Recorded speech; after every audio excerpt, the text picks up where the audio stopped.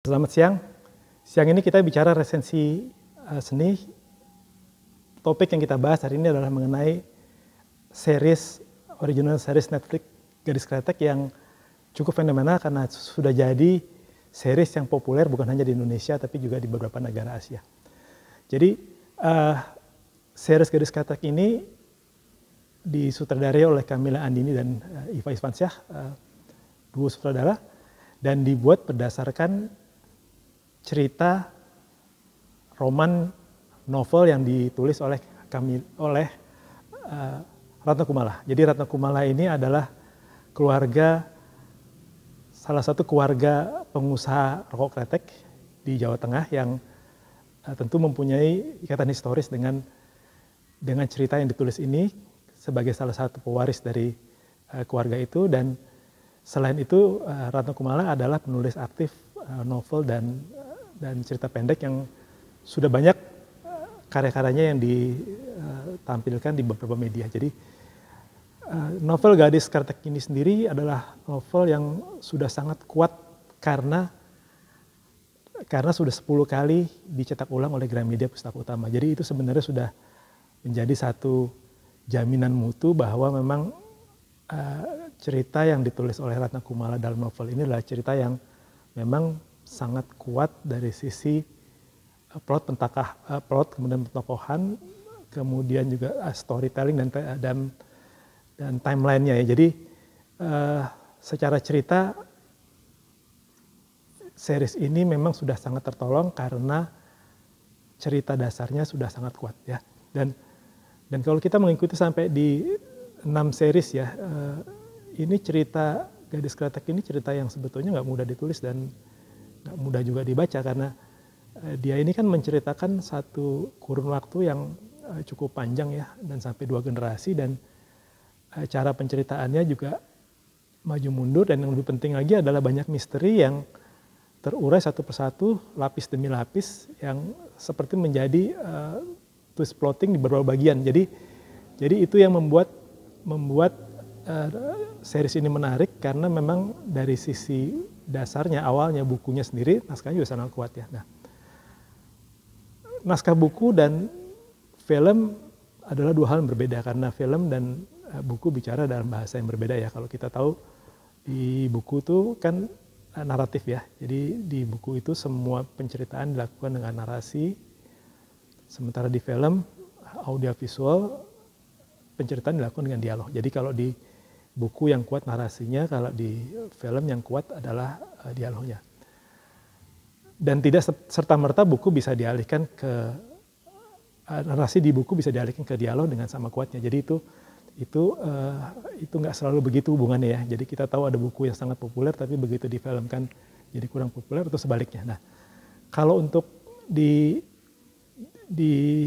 Gadis Kretek ini menurut saya itu apa yang dilakukan oleh 2 sutradara dalam memindahkan bahasa buku ke dalam bahasa dialog itu sudah sangat bagus ya. Jadi kita kalau lihat kan kekuatan di buku karena narasi adalah pada saat kita membaca buku maka gambaran audiovisual seperti yang muncul di series ini ya, di belakang ini ada sedikit, itu kan munculnya dalam benak kita, dalam bayangan kita, dalam imaji kita ya. Jadi kita kalau baca buku itu kan memang fokusnya ke situ. Nah, nonton film, audiovisual udah langsung muncul, kita nggak butuh konsentrasi sebanyak kita baca buku, tapi kita butuh dialog, karena dialoglah yang dipakai untuk menceritakan seluruh cerita. Nah, jadi boleh dibilang bahwa karena bukunya udah sangat bagus ya, jadi Ratna Kumala is a very good storyteller, dan kemudian dibuat jadi film oleh Camilla Andini dan Iva, jadi bahasa sinematografi yang juga bagus ya. Jadi kita bisa lihat gambar-gambarnya pun bagus, storytellingnya bagus, timelinenya bagus, dialognya dan plotnya semua juga bagus ya. Nah, kita nggak akan bahas itu detail, tapi saya lebih fokus lebih memfokuskan untuk pembahasan kali ini adalah mengenai karakter ya. Kita mau bicara karakter karena ini lagi saya lihat di beberapa timeline media massa populer membuat analisa psikologis, assessment personality. Saya juga akan membuat assessment personality mengenai para tokoh yang ada di dalam cerita Gadis Kretek ini ya. kita mulai dari 4 tokoh utama dalam series ini ya. Jadi 4 tokoh utama itu diurutkan nanti Purwanti, Suraja, Mas Raja, Dasyah, Jengyah, dan Seno, Mas Seno ya. Jadi masing-masing ini sebetulnya adalah representasi dari empat tipikal personality yang sangat berbeda, yang kemudian berinteraksi dalam satu semesta cerita di Garis Kletek ya. Jadi kalau kita mulai dari yang paling menarik dari Purwanti ya. Jadi Purwanti kalau lihat di beberapa komen, di beberapa thread, di beberapa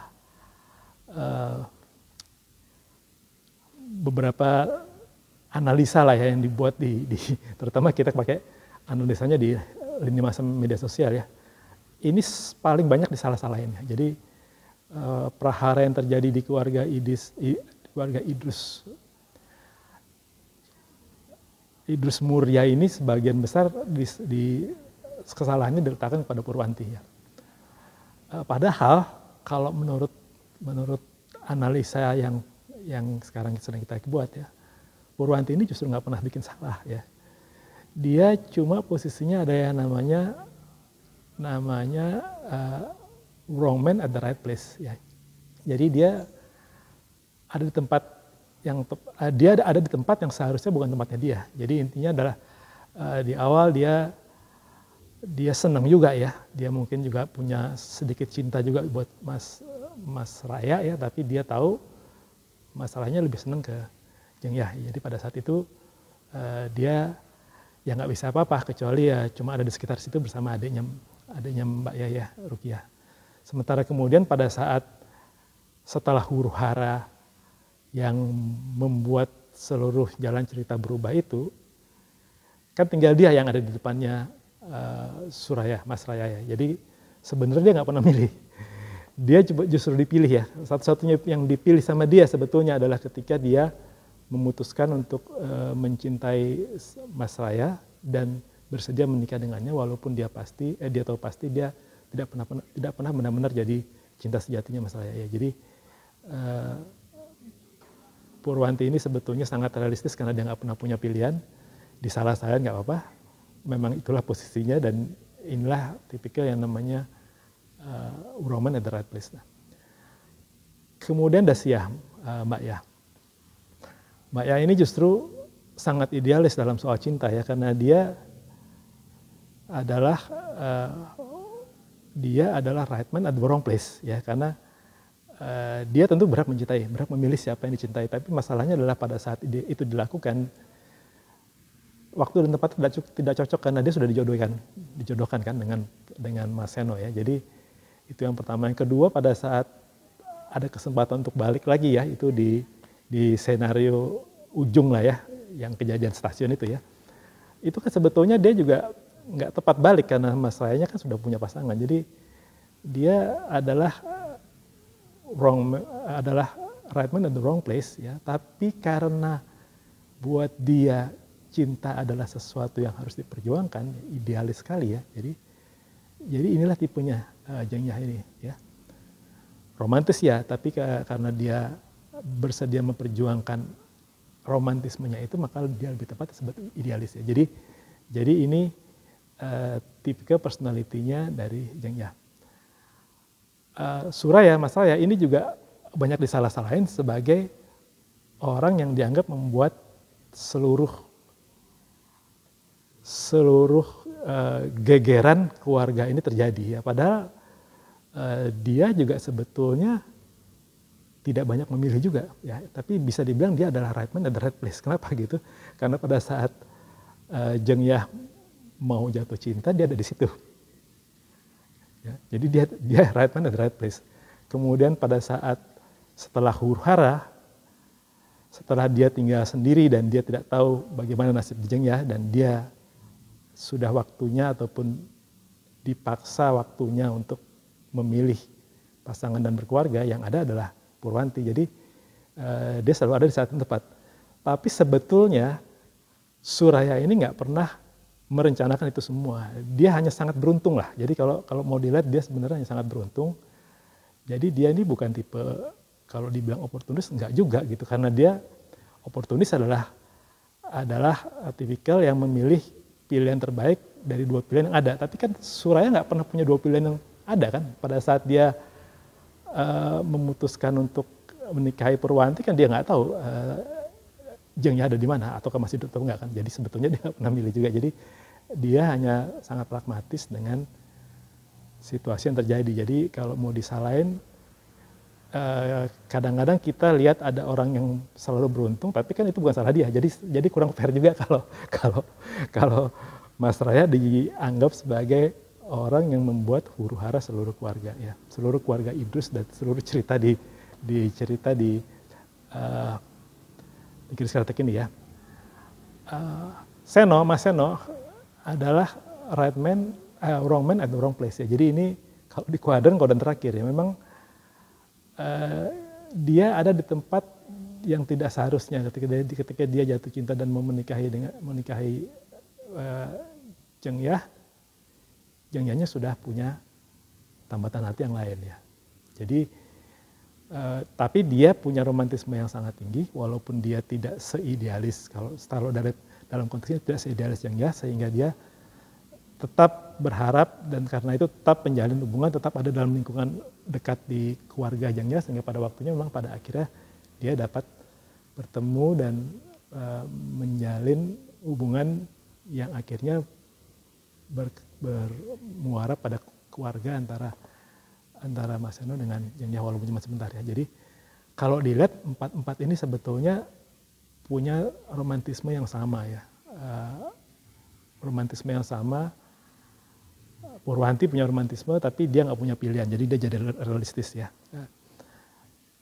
Jengyah yang paling hebat, dia punya romantisme dan dia bersedia melakukan semua hal untuk memperjuangkan itu, sangat idealis ya. Tapi kita tahu dalam cerita ini justru dialah sebetulnya yang paling quote unquote tersakiti ya, kalau dalam pandangan ada satu pandangan mengenai itu. Nah, Mas Raya punya romantisme dan dia tidak perlu berupaya terlalu banyak, dia tinggal menikmati itu, walaupun pada akhirnya di akhir ataupun di saat-saat terakhirnya romantisme itu ternyata membuat dia jadi seperti punya kesalahan masa lalu yang harus tebus ya. Jadi itulah mungkin yang harus dibayar oleh Suraya, karena awalnya dia nggak perlu melakukan apa-apa, jalan begitu aja romantismenya, tapi di ujung nanti harus bayar itu dengan perasaan bersalah yang ditanggungnya dia seumur hidup ya. Nah, kemudian kalau Seno orang baik meninggalnya cepat katanya ya. Jadi memang dia yang sangat romantis dari semua orang.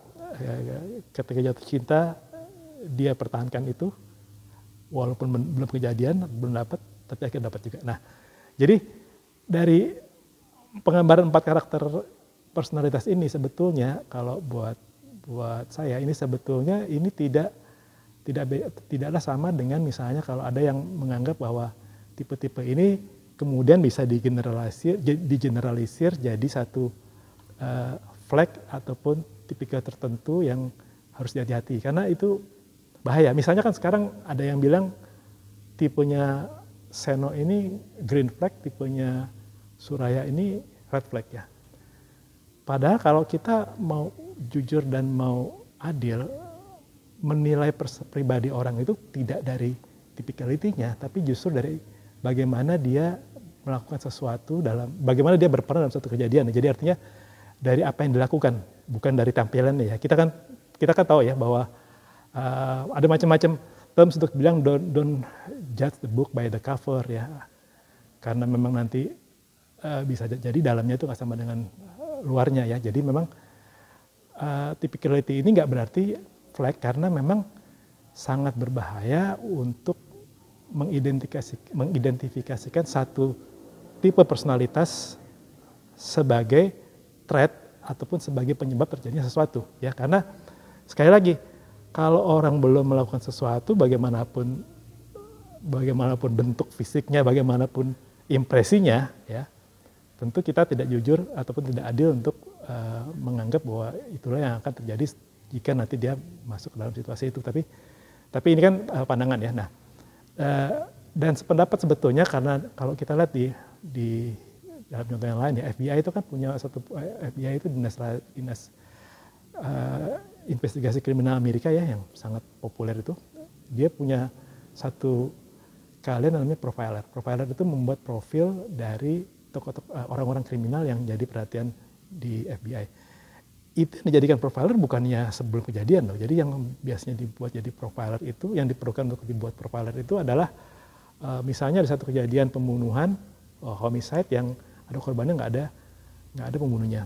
Dan kalau itu berulang dalam pattern ataupun series yang bisa dipetakan, maka itu dianggap sebagai serial killer. Nah biasanya di situ profiler kemudian membuat analisa mengenai seperti apa profil personalita dari orang yang kira-kira akan harus dicari untuk sebagai suspek dari pembunuhan itu. Nah itu pun menunjukkan bahwa profiling itu hanya dilakukan berdasarkan kejadian yang sudah ada. Ya. Jadi kalau saya nggak masuk ke analisa personality yang kita lakukan ini tidak bermaksud untuk memberikan flag ataupun sign tertentu atas tipe personalitas tertentu. Ya, jadi ini justru pure apa yang sudah terjadi di dalam series Garis Retak ini karena sangat menarik. Jadi bolehlah kita bahas semi ilmiah lah, anggapannya ini semi ilmiah ya. Nah, jadi itu 4 tokoh yang utama. Nah, kemudian bagaimana dengan Arum dan Lebas ya, karena sebetulnya Arum dan Lebas ini dia kan fungsinya sebetulnya awalnya narator ya, tapi kan pada akhirnya bukan cuma narator karena ini film ini kan punya dialog. Dia seperti pengantar cerita yang bukan hanya sekedar pengantar karena dia berdua itu adalah tokoh dari cerita itu yang baru sadar kemudian bahwa mereka adalah bagian dari cerita itu. Jadi ini justru bagian yang paling menarik ya kalau saya personally menganggap Lebas dan Arum inilah yang stealing the show, yang jadi tokoh utamanya cerita Gadis Kretek ini justru mereka berdua ya. Bagaimana perjalanan personality dan emosinya kedua orang muda ini juga menarik. Arum mulainya adalah orang yang sangat romantis. Dia menganggap dunianya sangat kecil. Dunianya ya dia bersama ibunya. Ya ibunya itu yang hari itu dianggap ibunya itu adalah Rukayah itu. Profesinya sebagai dokter di salah satu rumah sakit di kota M itu. Pasien-pasiennya yang dia kenal sampai pribadi dan lingkungannya dan itulah dunianya. Jadi dia sangat romantis bahwa dunianya dia adalah sangat indah. Dunia kecil yang sangat indah. Mungkin yang diharapkan adalah satu hari akan ada pangeran Prince Charming yang datang mencium putri saljunya dan kemudian membawanya ke istana dan happily ever after. Ya mungkin cuma itu bayangannya Arum ya. Sampai dia ketemu Lebas di Museum Kretek dan sama-sama ngeliat foto yang kemudian membawa mereka sampai ke ujung. Nah, jadi dia mulainya dari romantis. Tapi kemudian kalau kita ikuti cerita yang terjadi kan justru bisa dibayangkan selangkah demi selangkah ketika ada cerita baru datang, ada foto baru datang, sepotong demi sepotong sejarah masa lalu yang tidak pernah diketahuinya kan terbuka ya. Jadi bayangkan aja bahwa Arum yang menganggap bahwa hidupnya itu dimulai dari saat dia ada bersama ibunya dan tidak ada kehidupan sebelumnya, sekarang baru sadar bahwa ternyata itu bukan kehidupan awalnya dia ataupun keluarganya, banyak cerita di belakangnya satu-satu. Jadi kan kalau dalam posisinya Arum itu dia bisa jadi dari mulai saat itu melihat hidup itu begitu surreal ya, begitu surreal artinya antara mimpi dan kenyataan itu mungkin jadi nyambung-nyampur. Jadi buat dia mungkin itu yang terjadi karena faktanya bahwa bahkan pada akhirnya dia sendiri tahu bahwa ibu yang selama ini dianggap ibu itu bukan ibunya.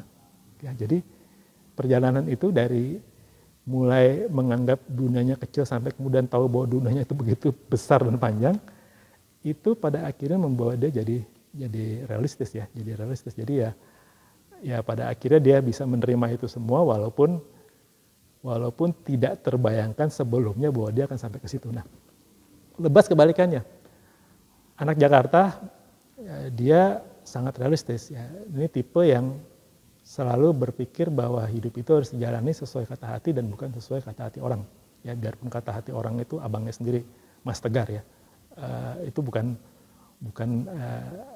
doesn't make my concern, mungkin dia pikir begitu. Itu selalu jalanin begitu. Jadi datang ke museum pun dengan gaya anak Jakarta, awalnya kan lu gue ya, jadi sangat realistis ya.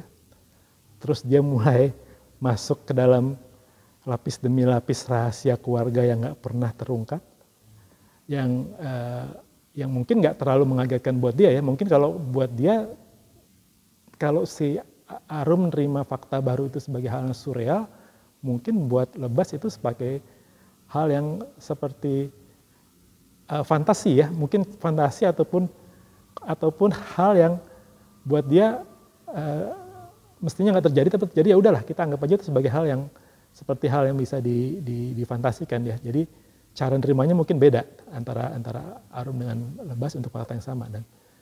Tapi yang menarik kemudian makin lama dia justru jadi makin romantis ya.